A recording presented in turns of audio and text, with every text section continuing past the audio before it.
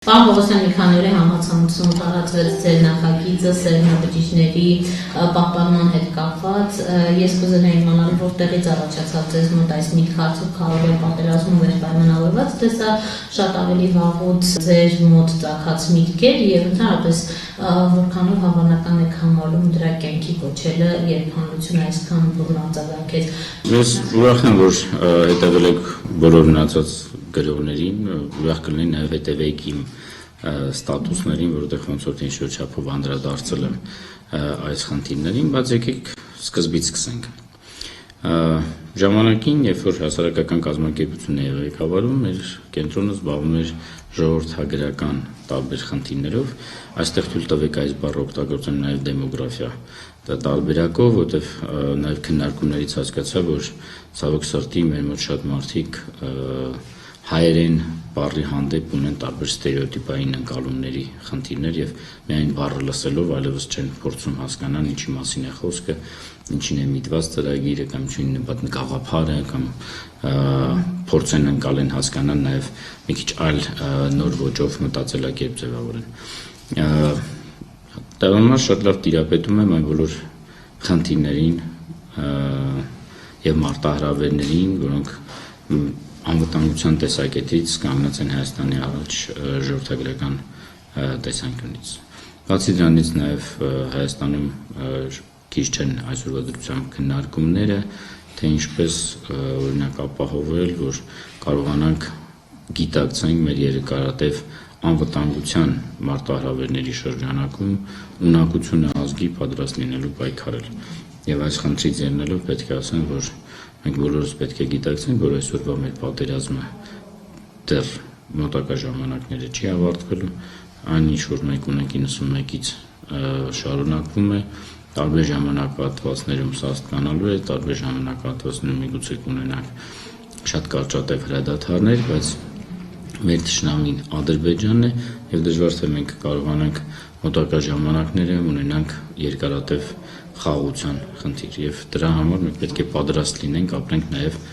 ռազմական կամ պատերազմական ժամանակի հոգեբանությամբ, հասկանալով, որ մեզ պետք է այն ներքին ուժը, որ միշտ էլ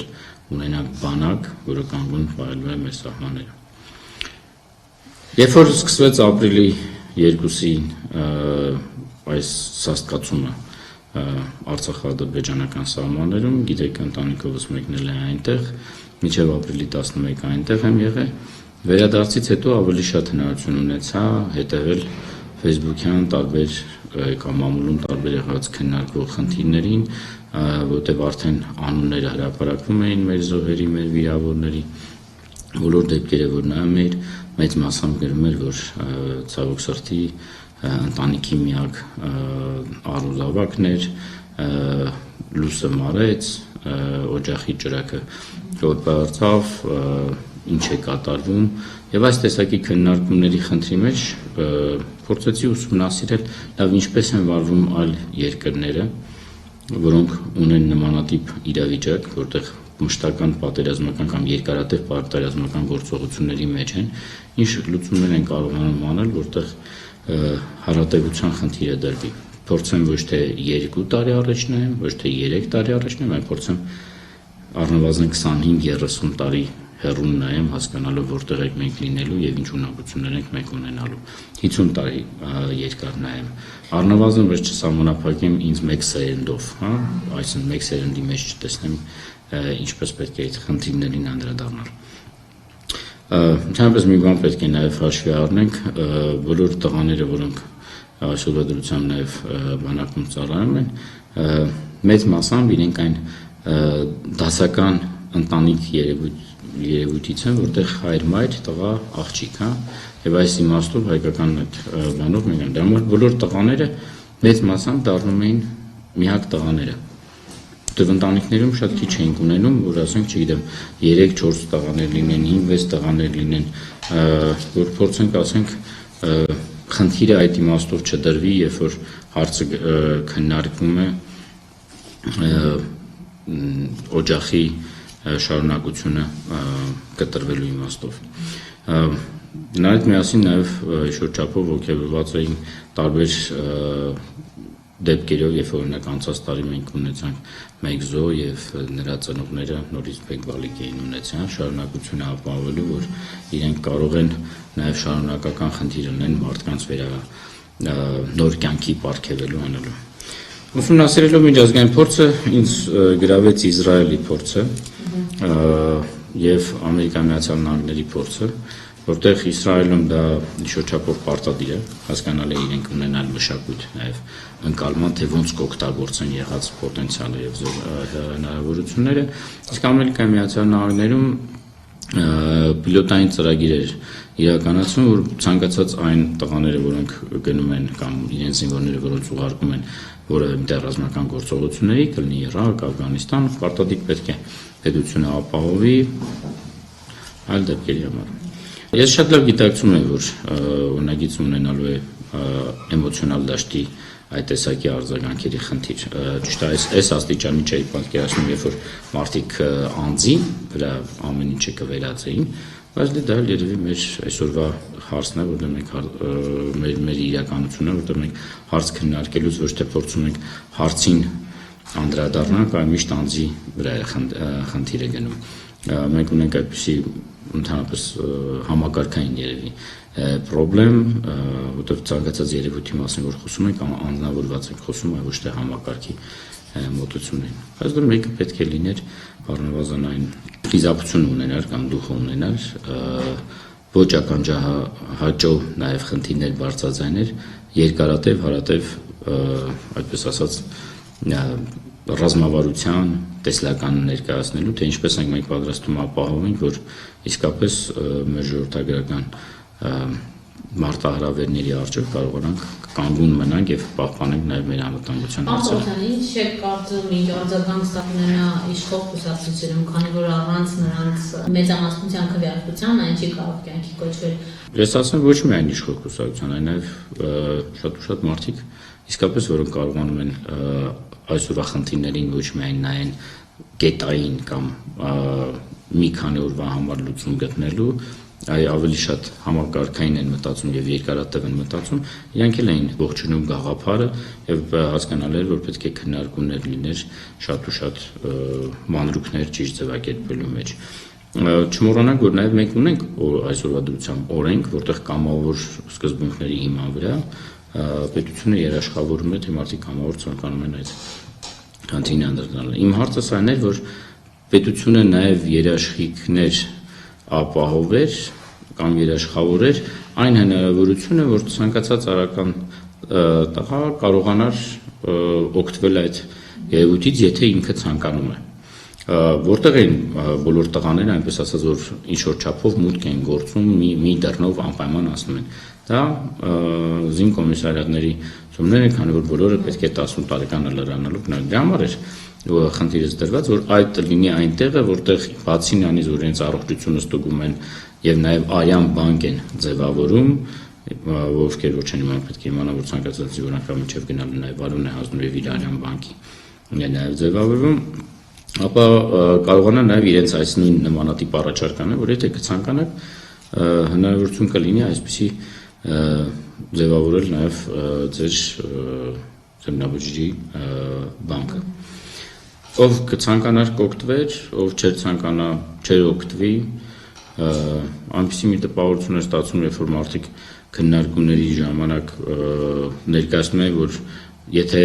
մարդ օգտվեց այդ բանից, ուրեմն ինքը վերջանպայման պետք է մահանա։ Չգիտեմ, ինձ այլևս հավասարացրեցին նաև սատանայի այն ունակություններին, որ ես կարող եմ մահվան վկայականներ դուրս գրեմ կամ չգիտեմ ինչ-որ լիցենզիա եմ տալիս կամ ինչ-որ չգիտեմ վկայական եմ հանձնում, իրականությունում եթե այդպիսի ունակություններ ունեմ, այդ թշնամիների համար դուրս կգրեի, բայց Ամարտու ճակատագիրը իր ձեռքում է լինում կամ Աստծո ձեռքում է եւ իրենք են որոշում։ Եվ այնպես չէ որ բանագնացողները բոլորը անպայման չեն վերադառնում։ Չգիտեմ ինչի մենք միշտ ամեն ինչը վեր ենք կացում ծայրահեղ սցենարների, առանց մնալու որ կյանքը ունենում է տարբեր սցենարներ եւ տարբեր հնարավորություններ, որտեղ մարդիկ կարող են օգտված լինեն նաև այն բանից, որ ժամանակին կարողացել են ավելի ապահովված լինեն։ Առողջապահության ապահովությունն է դա, շատ երկրներում դա պարտադիր է, շատ երկրներում ոչ, բայց այդ հնարավորություններն են ընձեռում։ Նմանատիպ մի ինքը բանկ պետք է դառնար, որտեղ եթե կարիք կլներ օգտվեին։ Եվ ես ուրախ եմ նաև, որ այդ քննարկումների ժամանակ տարբեր այլ սցենարներ ներկայացնող եղան։ Օրինակ մեկը կարող է գնալ բանակ վերադառնալ, այնց հետո ամուսնանալ, հետո կարող է ինչ-որ մի հիվանդություն ունենալ եւ իր վերարտադրական խնդիրները եթե ունեն, եթե նախորդ ինքը արդեն ապահովված էր եւ պահպանված, ինքը կարող է նաեւ օգտվել եւ նոր կյանք կպարգևեր առանց որևէ այդ խնդիրների նայելու։ Որևէ մեկը այս տեսակի դրական սցենարների հանդեպ քննարկում չէ որ ծավալեց, դե որ ցանկացած մարդ կարող է գնալ իր համար վճարեր եւ պետությունը երաշխավորում էին։ Խնդիրը այն էր, որ ինքը դառնար այնպես, որ տեղեկացնեին, որովհետև այս օրենքի հնարավորությունների մասին մարդիկ իմանում են, երբ որ անպատղությամբ են տառապում եւ երբ որ սկսում են հետևել, նոր բժիշկները տեղեկացնում են, հանրությունը չի իմանում։ Ապագայի համար բոլոր սցենարները նայելով մարդիկ, եթե իրենց կյանքը չեն ծրագրավորում, ինչ կլինի 2 տարի հետո եւ դրանից հեռու չեն նայում են 50-60 տարվա կտրվածքով, իրենք կարող են պատկերացնել, որ որ մի այլ տարբերակում կարող են։ Իմիջիայլոց մի բան պետք է ասեմ, հիմա եթե նայում եք վերջի վիճակագրությամբ անցած տարի միջին տարիքը տղամարդկանց ամուսնության Հայաստանում հասել է 30 տարեկանի։ Մարդ 20 տարեկանում է բանակից վերադառնում եւ 10 տարվա մեջ ինչ ասես կարող է լինել, հա։ Կարող է հաշմանդամության խնդիր, կարող է հիվանդանության խնդիր լինի, ինչ ասես որ կարող է։ Բայց ուրախ եմ, որ այսօր արդեն ունեցել քննարկվել առողջապահության նախարարությունը նաև մանրամասն նախարարի հետ անձամբ, այնտեղ կար աշխատանքային խումբ ձևավորված այս գաղափարի շուրջ, ուրախ եմ, որ շատ պրոֆեսիոնալ մոտեցում էին ցուցաբերել եւ մենք կարողացանք իսկապես կառուցողական քննարկում վարել բաց եւ անկաշկանդ մթնոլորտում ներկայացնելով բոլոր հնարավորությունները, ինչպես ֆինանսական, այնպես էլ միջոցառումները կազմակերպելու, հասկանալի է, որ այսօրվա դրությամբ գաղափարը ինքը այսպես պարզ չի ընդունվելու, ինչպես կցանկանայի երևի, որ բոլորի մոտ դա լիներ, բայց առնվազն մեր քննարկումների մեջ մի կետի հանգեցինք, որ պետությունը գիտակցելով նաև կարևորությունը այս խնդրի, իր վրա է ստանձնելու բոլոր այն դեպքերի պետական, այդպես ասած, ապահովություն խնդրով, ովքեր որ բանակում ծառայության ժամանակ միգուցե կունենան հաշմանդամության իրավիճակներ, բայց կցանկանան նաև, որ սերունդ ունենան, քանի որ օրինակ էմոցիոնալ դաշտում մեր հասարակությունը դեռ պատրաստ չէ օրինակ Իսրայելի կամ Ամերիկայի նման, որ երեխան առանց ծնողներ մեծանա տատիկ պապիկով մենակ, հա, այդ մի սցենարը ասենք անում ենք դուրս։ Իսրայելը օգտվում է Հայաստանում սուրոգատ մայրերի ծառայությունից, առնվազն 200 չափ դեպք է հասնում Հայաստանում տարեկան այդ կտրվածքով, բայց մենք կարող է այդ խնդիրները այլ ձևով լուծենք։ Ուրիշների համար մի քիչ այլ ձևով է ստացվում, մեր մոտ էմոցիոնալ դաշտը մի քիչ ուրիշ է, բայց պատկերացնենք ընտանիք է, նորմալ ընտանիք է, ծառայության ժամանակ ինչ-որ մի խնդիր է եղել, որտեղ մարդու վերարտադրական ֆունկցիայի խնդրեմ է եղել, եւ եթե ինքը կցանկանա սերունդ ունենալ, ապա պետությունը պետվատվարի շրջանակներում կնպաստի, քանի որ այդ մարդը ծառայության ժամանակ է ունեցել այդ հաշմանդամությունը։ Մոտեցումը, եթե նայենք, հա, մեր հարատևության իմաստով մեր ազգի գենաֆոնդի պահպանման, ոնց որ թե որ բացասական խնդիրներ չունի, բայց իրականացման մեխանիզմը առայժմ մենք չունենք եւ միակ այս հնարավորությունը այսօրվա դրությամբ մենք կնայենք այս դեպքերը, որ երբ որ